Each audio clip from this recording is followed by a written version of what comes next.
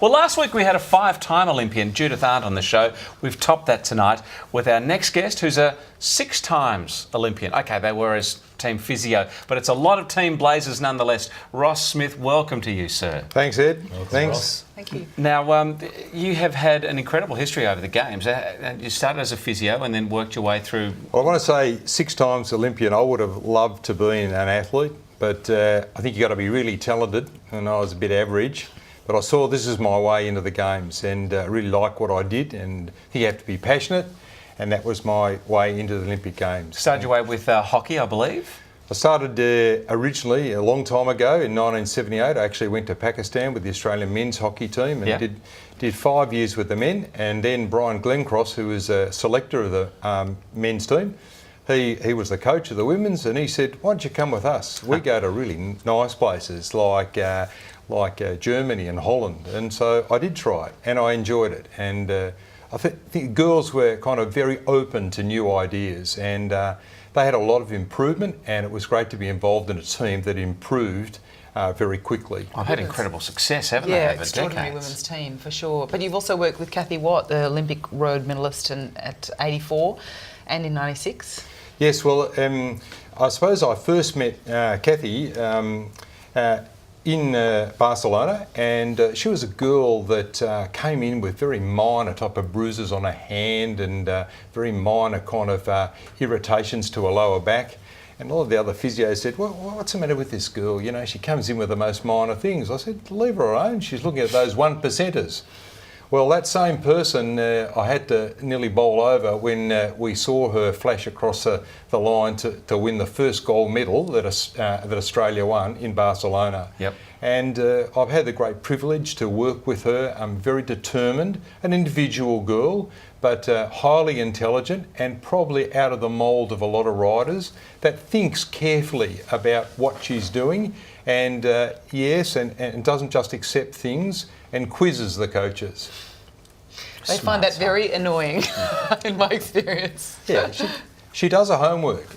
She reads, maybe a bit obsessive, but I actually think that she'd be a terrific coach because she understands things. She's done a science degree. She did 2 years physiotherapy, and she kind of understands the physiology and the anatomy.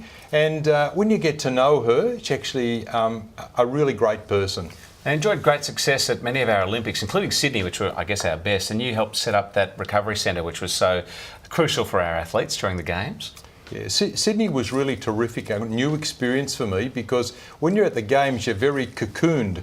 And here was a Games where all your mates wanted to come and have a look at the village and have a look at the medical centre.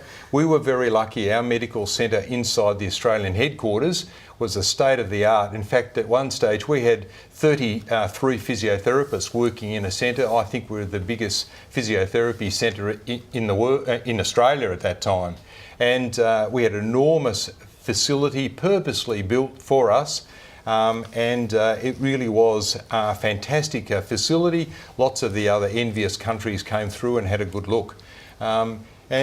Sydney was just a great experience to actually see what we could do, and I think we did. I think it was the best Games. It was tremendous. So you've got your own practice now?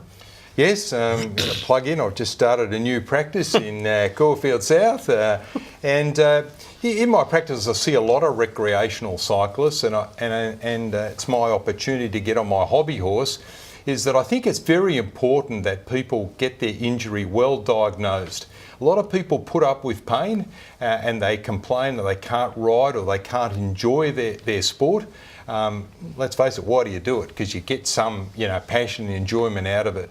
So I say to people, if you're seeking help, make sure you get it diagnosed, your problem, to find out exactly what it is. Then you can treat it better. What's the key to recovery for cyclists?